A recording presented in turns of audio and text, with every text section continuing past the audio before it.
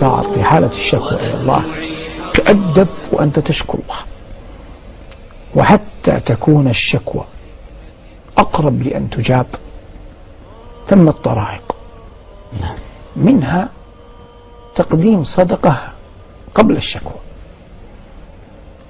تقديم صدقة قبل الشكوى تأدبا مع الله، تحسن للخلق رجاء الإحسان إلى يحسن إليك الله.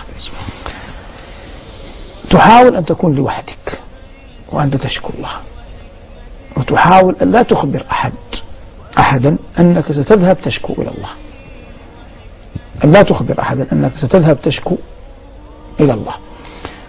تحاول أن يكون هذا بعد كثرة ذكر حتى ينكسر القلب. تحاول أن تتوخى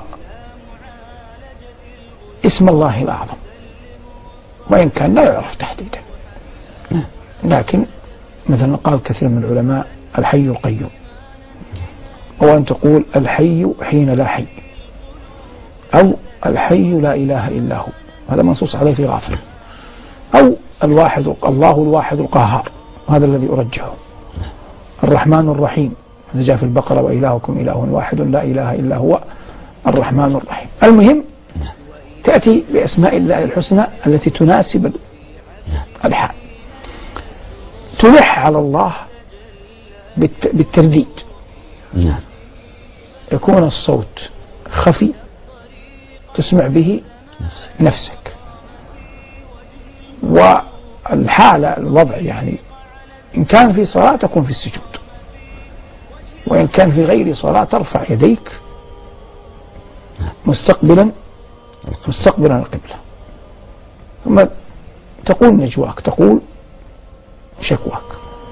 أدرج في الدعاء أيا كان المطلوب استغفار يونس، لا إله إلا أنت سبحانك إني كنت من الظالمين، مع الصلاة على النبي صلى الله عليه وسلم. وكن على يقين بأنك فوضت أمرك إلى الله، ولا ترجو مطلبا بعينه أن يقع، إنك لا تدري أين الخير، لكنك تفزع إلى الله في أن يرفع عنك هذا الضر، لأنه يقول شكوى غالبا يكون رفع ضر، يعني هي كانت رضي الله عنها كانت في بلاء فرفعه الله، هذا غالب. مثل هذا جملة يوفق الله جل وعلا من شاء ويرجع. وأدمعي حراسكم